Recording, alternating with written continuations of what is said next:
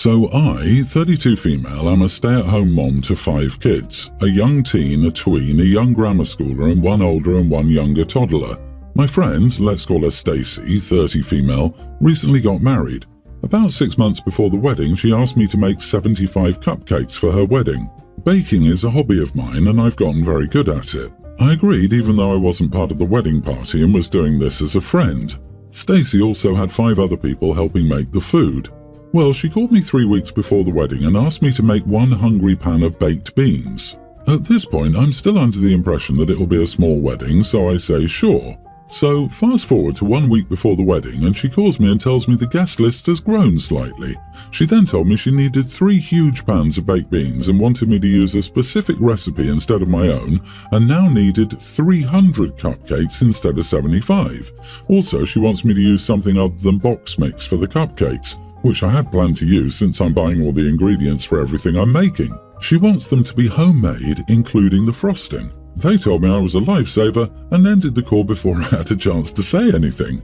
So for 2 days before the wedding, I was in my kitchen baking and cooking, while also taking care of my kids. When the wedding came, I took everything to the venue and helped set everything up. Fast forward to about a week after the wedding, a mutual friend called me to ask about my thank you basket from Stacey.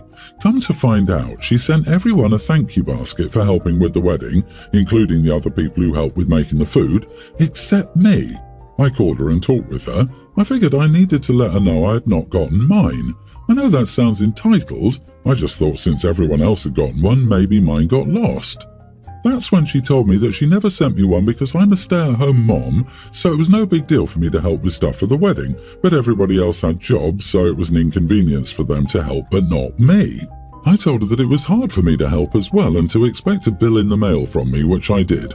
I charged her for everything I had bought to make the food. I included copies of the receipts, a delivery fee and a setup fee, and I charged her for my time to make everything. It totaled to right at $900. Now I have a few mutual friends telling me I'm an idiot for charging her. So, am I the idiot?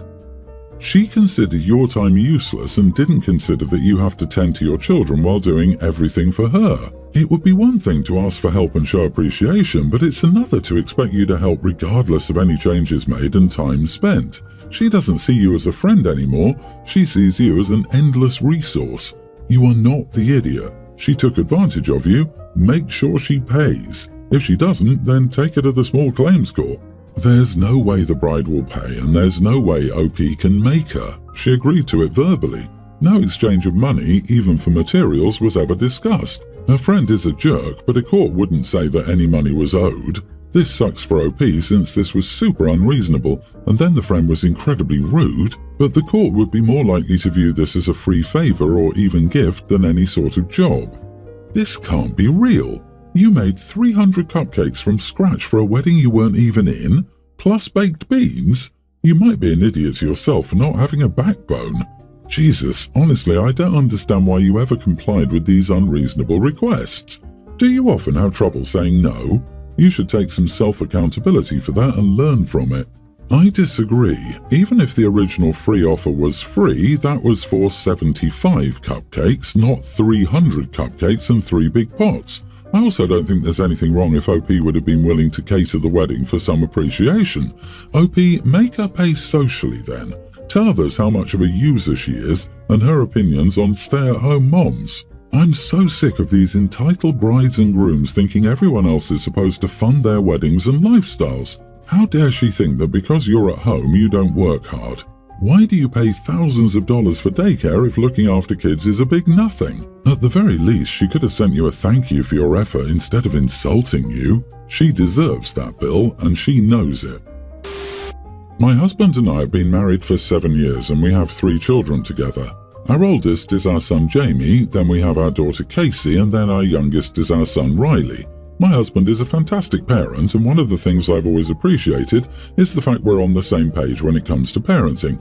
We discussed it before marriage and kids, but it has remained true for us. One element of parenting that my husband and I agree on is the gender of our child should not change our dynamic with them. My husband doesn't treat Casey differently from her brothers because she's a girl and his little princess or whatever. He cuddles and kisses all 3. He comforts all 3 if they're crying. He's equally protective of all 3. He's not harder on our boys, he's not rougher with them. He's not thinking ahead of any of the kids meeting a partner in the future and thinking about how he needs to intimidate these future people who come around.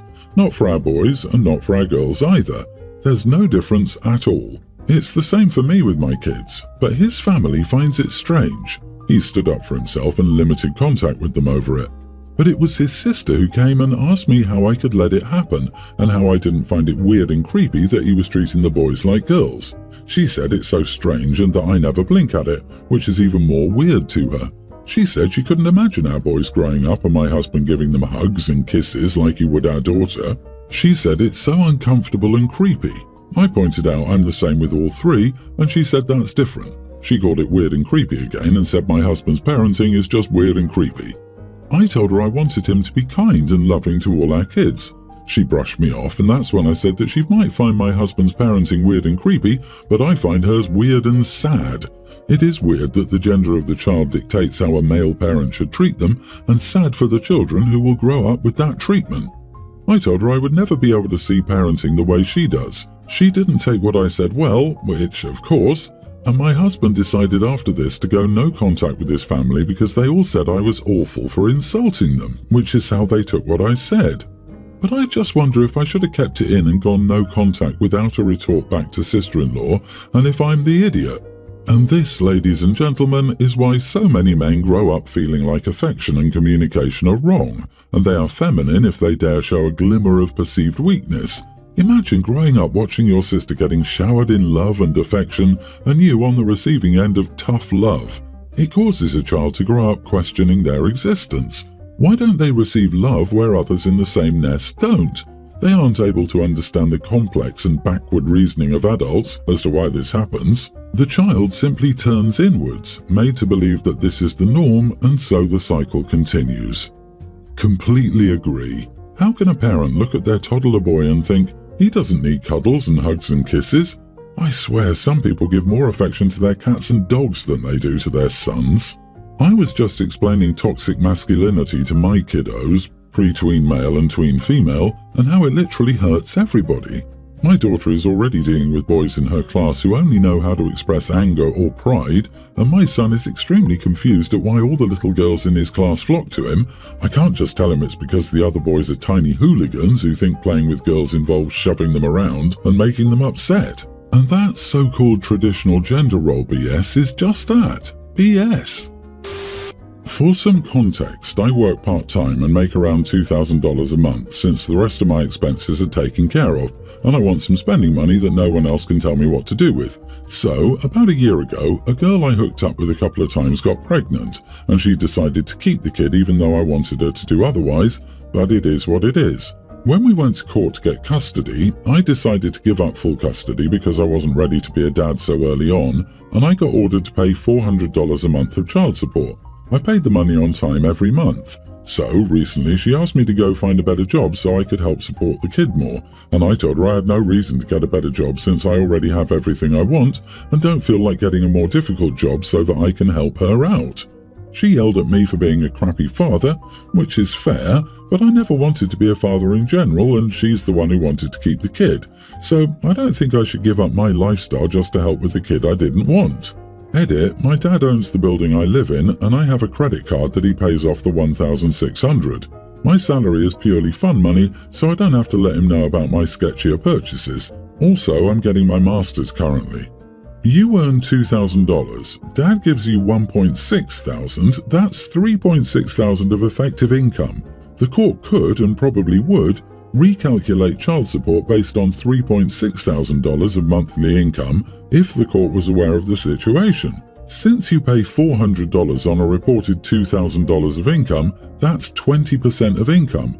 Figure that with $3,600 of effective income, you should be paying $720 child support now, even without a better job. Child support obligations are not dependent on whether or not you want to be a parent to the child. Dude, you are the idiot. It's rather ironic that you're avoiding paying for your kid by your father paying for you. I have no sympathy for men like this. Grow the heck up. Get a vasectomy with daddy's money so you don't keep impregnating women. Maybe an unpopular thing to say when you're female, but it was her singular decision to keep the baby, so this baby is now her singular responsibility. As long as you use protection and were open about your position of not willing to have kids, I'm at a loss to understand how the judge could make you pay anything at all. But oh well, you are certainly not the idiot. I do feel genuinely sorry for the kid, but it's not the OP's fault. More like the mother of the child was hoping to press the OP into creating a family and miscalculated the influence. How the judge could make you pay anything at all but oh well. Because the kid is his. I'm sorry, but why shouldn't the judge make him pay?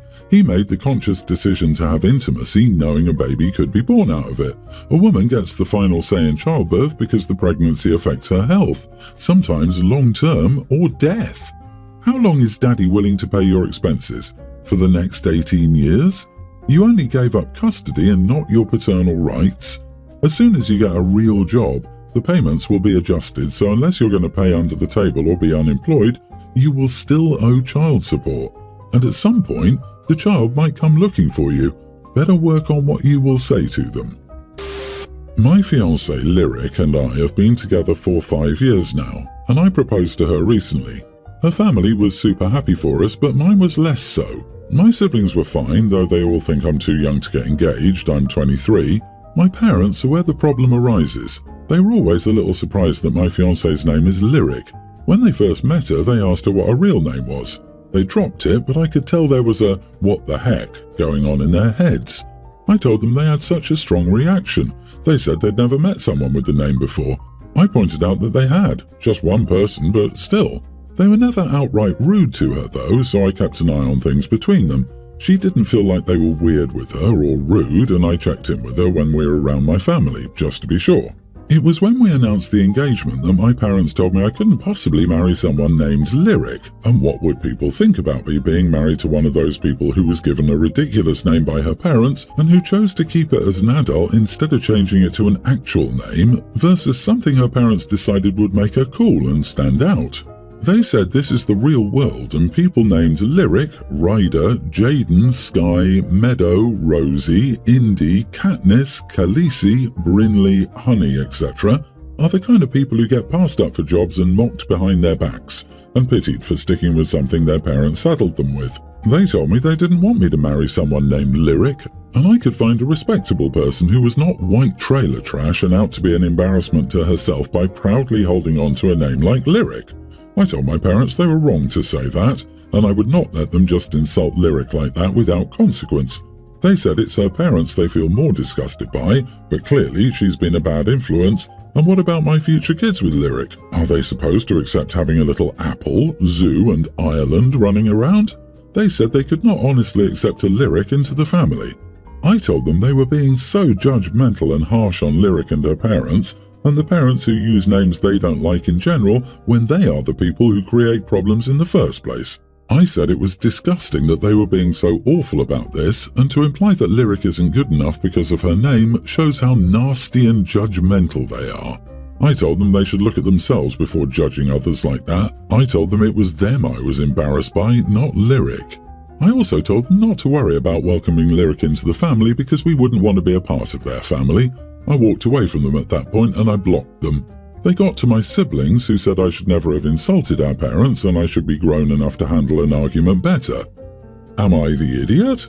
Not the idiot. Your parents don't like someone because of their name. Good Lord, they sound awful and you didn't insult your parents. You told your parents that their behaviour was garbage. You were a ton nicer than I would have been, and Lyric is an absolutely beautiful name. Nobody who's happy in their own life acts like this. Nobody. Keep no contact for as long as possible. And your siblings aren't too much better. You don't have to accept verbal abuse from your parents because family. No way. That's some BS. Come on, this isn't about the name. That trailer trash comment says it all. It's a class issue. I doubt they would have the same issue with an eccentric millionaire's daughter. The only thing embarrassing is their judgmental, close-minded superiority complex and the fact that they're judging this poor girl's whole existence on her name. Shame on them. Wow, just wow. I've heard some stupid names in my life, but I've never passed someone over based on a name. And if they're willing to cut off ties with their son because they don't like the name of his soon-to-be wife, then damn, that's beyond any rational, ethical, moral, logical, add other here reasoning. You were right to disown them for making a ridiculous statement about someone you are marrying. I, female 30, am pregnant and have recently told my friend Josie, female 28. My partner and I have been together for 10 years and we have 4 cats together, all rescues. Upon discovering my pregnancy, my friend asked me what we would do with the cats. I asked her what she meant by that. She gave me the whole thing about pregnant ladies not being able to change litter boxes, blah blah blah, and that I should give my cats away to protect the baby. I told her that this wasn't happening. If I were to get toxoplasmosis, I probably had it by now. I grew up with cats. My family had cats before I was born and after. I always had cats.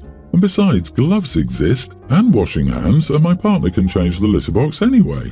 I tried to explain this to her politely. She was shocked and couldn't believe how I could be so flippant about my child's health and that I would be a crap mother for putting cats above my child. I told her she had no idea what she was talking about and I would be a horrible mother if I taught my child that animals are disposable. They're not. They're part of the family. She scoffed and called me an idiot. She then started telling everyone at work. We worked together and the ladies all agreed with her and believed that I should be getting rid of my cats. Not the idiot. Toxoplasmosis is very serious, but the risk can be totally mitigated as long as you're hygienic and baby-proof so that your kid can never get into the litter boxes. Thousands, at least, of women have pregnancies while sharing a home with cats. Baby dad can clean the boxes during your pregnancy, and going forward, make sure everyone washes their hands after doing so. And if the cats are strictly indoor cats, I think it reduces the risk. Your friend is simply wrong. You're already aware of the safety measures you must take concerning the litter boxes, and you're very right about treating pets as disposable commodities. Tell the busybodies that you prefer to get your medical advice from your healthcare professionals. Stop telling Josie and your co-workers anything beyond "good morning" and "wow, long day, huh?" And ask your HR team whether being called an idiot and a crap mother for not getting rid of household pets is an acceptable workplace interaction. Your co-workers should mind their own business. I would seriously reconsider my friendship with Josie. Get rid of her, keep the cats.